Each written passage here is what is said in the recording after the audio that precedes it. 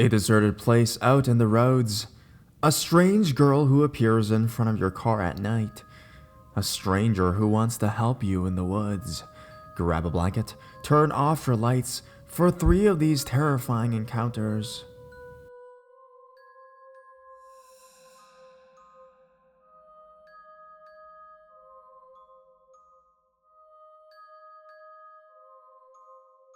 Blonde girl from Turnbull Canyon. Let's not meet again. This happened almost 2 months ago. My significant other and I haven't really told many people about it until recently. So me and my girlfriend smoked some cannabis around 11 to 12 p.m. at her place one night. And once the highs started fading away, we decided it'd be cool to drive around. We do it all the time, and yes, almost always sober and not high. I forget exactly where we were going to, Whittier or something like that. But my significant other said that she would take us through Turnbull to get there. Cool, whatever. Might have been because I was still a little stoned when we were discussing it, but I was all for it. You should probably Google stories about Turnbull Canyon, CA, if you're not familiar. For your information, there's a lot of satanic cults, murders, and weird shit that's happened in the canyon in the past 20 years. Anywho, we were going through the canyon and it's about 12:30, almost 1 in the morning now. The moment we drove into the canyon just really unsettled us. It's pitch black and you can't see anything outside clearly, and the trees and the foliage around the road makes it seem really cramped and kills the light more. So we're driving and we're more than halfway through it. A little unsettled, but we're good. It's actually really pretty dark when we had glimpses of LA from the top of the canyon and the sky, but now that we're lower and it was just a lot of windy turns in the dark. The really unnerving thing about the turns is that they're really tight, and you cannot see what's around the bend until you're really close to it. So you take this turn and start the next of the bend. I see a girl in the middle of the fucking road. I start freaking out because that's what I'm afraid of, be it while driving, running, or walking. Having a person be in the middle of the road running towards you makes me want to freak. And so this girl, blonde, early 20s I think, in a summer dress, looked terrified and tried to get us to stop the car. So basically I'm saying no, while my girlfriend is asking me if we should stop. We slow down because the girl stands right in front of the car and tries to get in, and starts panicking. I just yell to keep going. No fucking way we're picking up anybody up there in Turnbull Canyon of all fucking places with no visibility in the darkness at 1 a.m. There is just no way. So we book it out of there and we're on edge until we see other cars behind us and others passing towards the end of the canyon. We feel really bad when we left her though, seeing as if we were unlucky enough to be in danger there at this time alone. We would want help. At the end of the canyon, we ended up calling 911 to let them know about her. The trip sobered us up and just had us freaked out for a while. We went back to her home directly afterwards, the longer way, not through the canyon. For a while after this incident, me and my girlfriend would joke that we would see her again while we drove around at night one day, and no lie, I kinda did dread it. I believe that she might pop up out of nowhere again in the middle of the road. We went again with friends recently to see her again and find other creepy shit, but nothing happened, thankfully. I have no idea what we would do if we saw her again. I tried looking up police reports of people of her description who disappeared or were murdered in that area, but found nothing. I hope she was okay if she was actually in danger, but I'd rather just not meet again.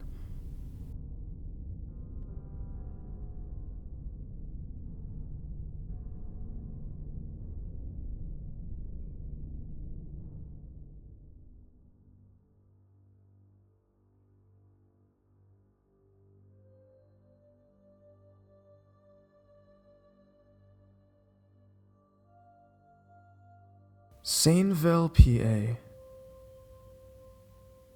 This event took place a few years ago, but I remember it as if it was happening right now.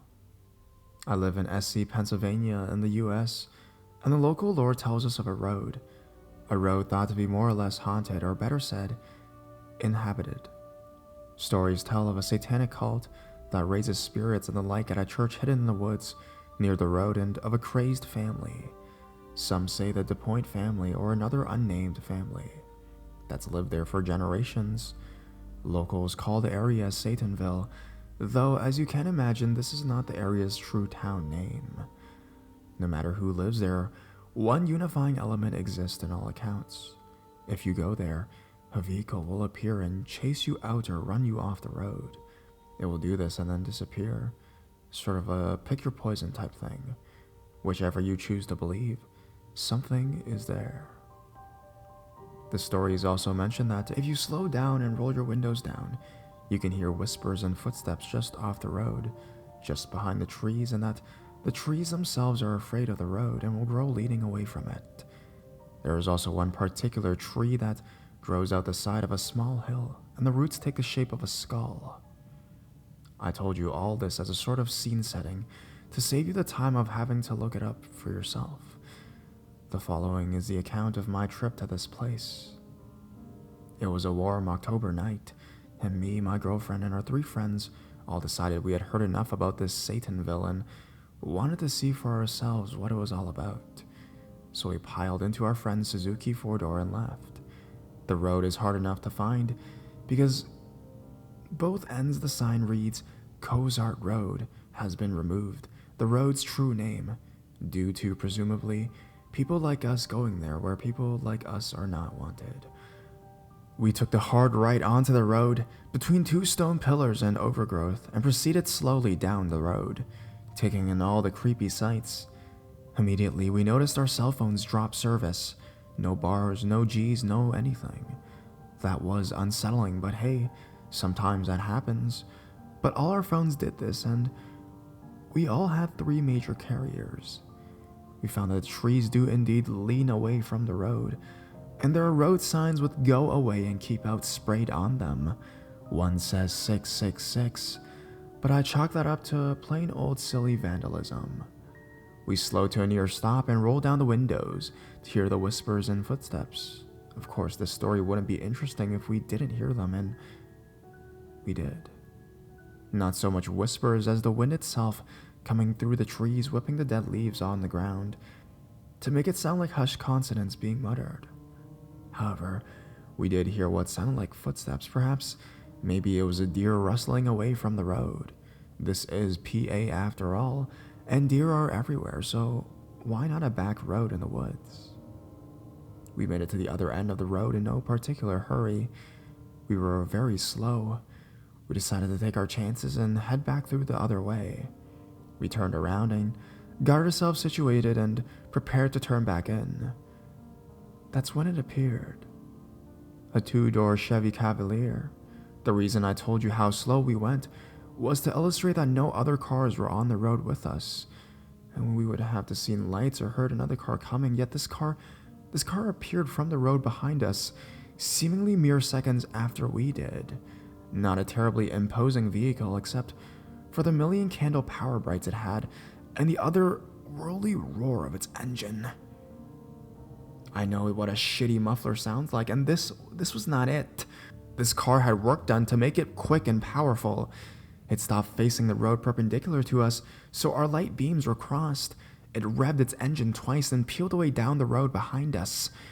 We were spooked but otherwise not affected by it and laughed it off. That is, until it turned around. It snapped around in a hurry, and it was about 50 yards back when it began blaring its horn and revving again. My friend, Laurie, who was driving, screamed, "Oh my God, they're turning around!" We all panicked and began yelling and screaming. Laurie demanded I drive. She felt I would do better driving than her because I'm a dude, but frankly, I was just as shit scared as she was, and hopped out of the car and took my place and I hers. The car must have seen us do this because with a scream of its tires, it was after us. I took the left back onto the road, and in no time, this car was on our back with inches to spare. Who or whatever was driving that car had done this before. It made no sign of slowing down around some sharper turns and slopes. Whoever this was knew the road well. They were behind us and laying on the horn, and no speed I dared reach on this unfamiliar road would shake them. We reached the wider point of the road, and the car passed us like a ghost. It almost seemed to pass through the hill next to us because, while the road was wider, it wasn't two cars next to each other wide. It began to pull away. And I remember the part of the story of these cars where they would disappear into the woods. I did my best to keep up, but he pulled farther away until I could only catch its taillight around every corner. We reached the end of the road, and there it was, parked near the exit, facing away from us. Lights off. Silent. I bravely and stupidly decided to attempt to see inside the vehicle, but the windows were tinted too dark to see in. At this moment, the car sprang to life as if it were some creature disturbed and revved its engine and honked. I floated out of there and onto the main road. I don't know who it was that chased us out of there, but I do know someone did not want us there. Some unnamed person lurking in the woods, waiting for people like us to drive by, getting a little too big for their britches. Regardless of what chased me, I know for certain that I won't be returning anytime soon to Satanville, PA.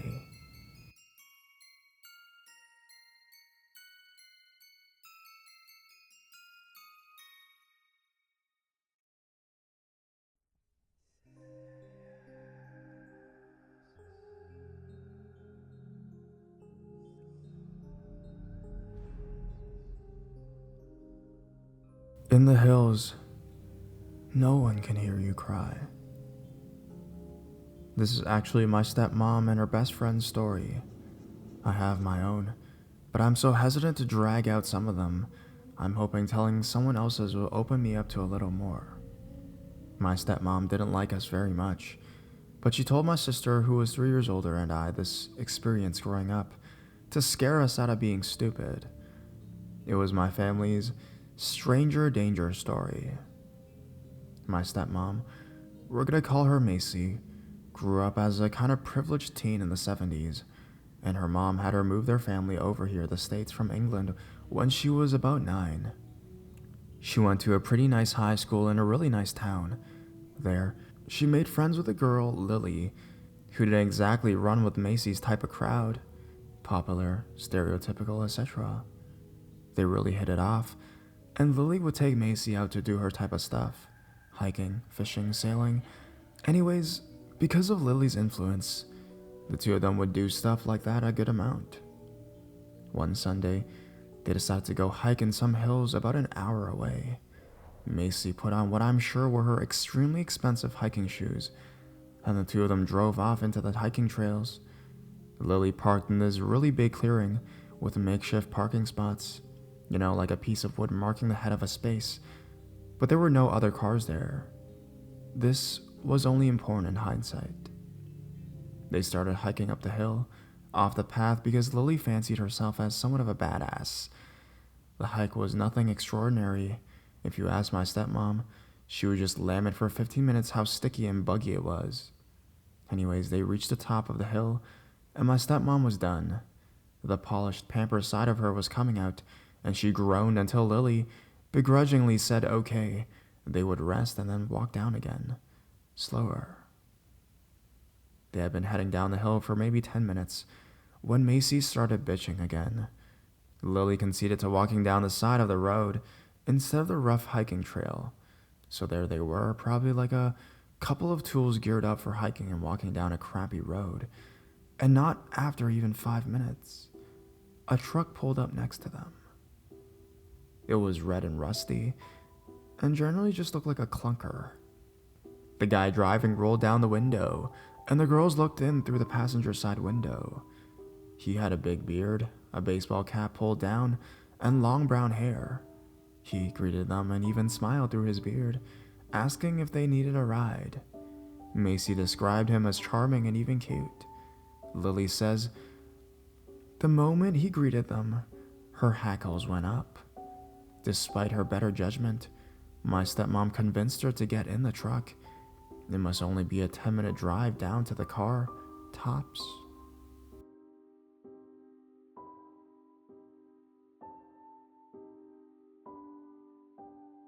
The two girls opened the passenger door to this rusty old thing, and the guy directed them behind the seat to get into the back. They settled in, and the truck started rumbling forwards. Lily always says that was the point it hit her, that it was a mistake.